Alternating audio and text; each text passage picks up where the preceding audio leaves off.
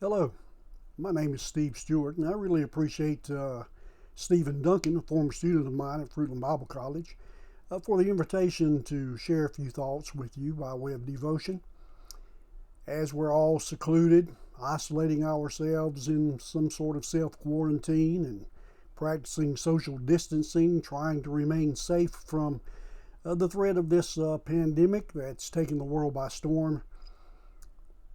It would help us if we could maintain a proper focus on life itself and how the Bible focuses and gives us instruction on how to live life to the very fullest.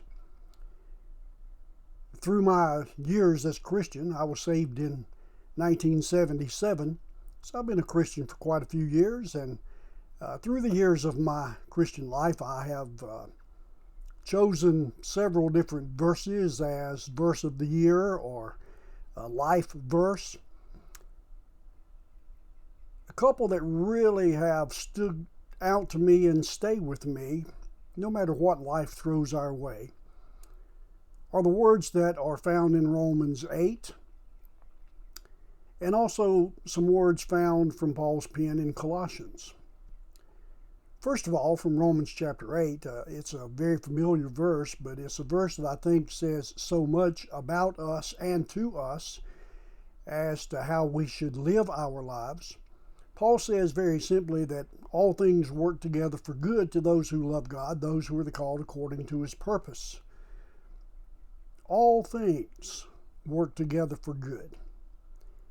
I find it very interesting that Paul did not say some things or most things or many things, but he used that all-inclusive word all. All things work together for good.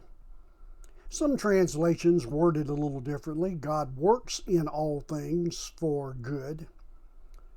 But regardless of how you understand it, the fact of the matter is, God can take anything and everything that comes our way in life and bring good from it. There are certain things that go on in life when we face certain personal tragedies, personal times of difficulty, personal times of loss. In those times, we wonder how that verse could possibly be true, because we don't really see how any good thing could come from whatever the circumstance is at the moment. And yet God promises that all things work together for good to those who love him. And I think we need to hold on to that promise, that verse, as we face the threat of this pandemic. For several weeks now, most people in the United States have been trying to live their lives in somewhat of a social seclusion. Try and stay away from other people. When we are out in public, we're encouraged to stay at least 6 feet away from the next person. Have no personal contact with the next person. Cover our mouths when we cough. Make sure that we are not spreading any unnecessary germs when we have to sneeze. All of those sorts of things we're trying now to put into practice. You probably wash your hands a few more times during the course of a day than you ever have in your life.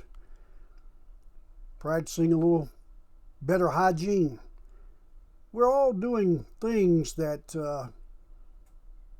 we probably never really thought about prior to this pandemic.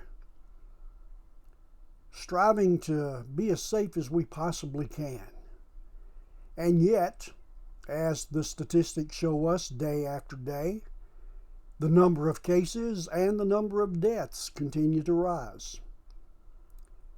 And we may be looking at this and we may be wondering how Romans 8:28 possibly be true, that God's going to work in this to bring about good. Well, you know, there's certain things that are already happening that we could look at as being very good. One thing is the gospel is spreading more, I think, right now than it has in a long, long while, because we've got preachers preaching and posting them on social networking. We've got more people that are vocally and verbally present with their message of their own faith in Jesus Christ and how it's their faith that's seeing them through this difficult time. So yes, there's a massive amount of good that's already coming about through this. And God's going to do things that we're not even aware of. God's going to do things that we will never know that He's even done until we get to the eternal state and we see it for ourselves. So right now, the main thing is that we hold on by faith to that promise that God is going to bring about good from all the tragedy that we're seeing around us. And the second verse that I wanted to relate just a moment is another verse that I've held on to for quite a few years now as my life verse. Paul says in Colossians that whatever your hand finds to do, do it all for the glory of God.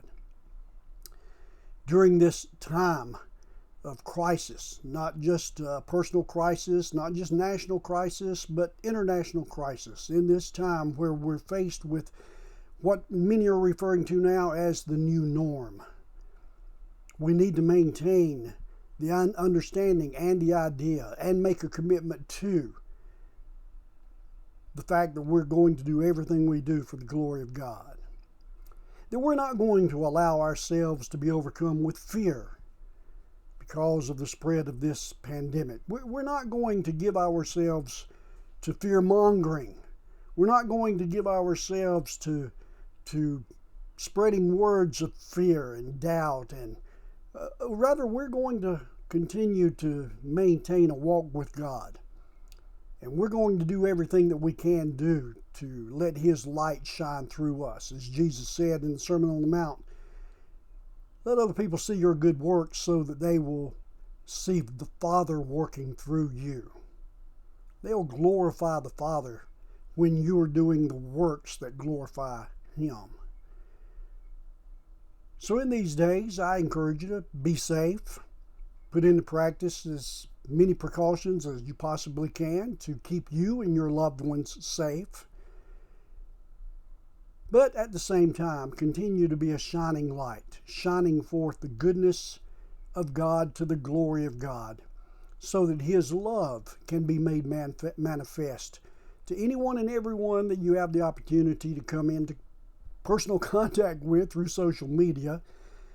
Just let your light shine. Do all that you do for the glory of God. And remember, God is working together for good through this horrible ordeal that the world is now facing. And let me close by encouraging you, as I'm sure you already are doing, to continue praying for those. Pray for our government leaders. Pray for President Trump. He has a world of stress and a world of anxiety on his shoulders right now. Pray for other government leaders. Pray for medical researchers that are striving to find some way to combat this awful virus. Lift our voices to the Lord in prayer, consistently and constantly, that He would intervene and He would bring about an end to this virus that would result ultimately in His glory, and we'll give Him the praise for all that He does during this time. Thank you again, Stephen, for allowing me to share. I trust these words have been an encouragement. God bless, and I'll look forward to seeing you again soon.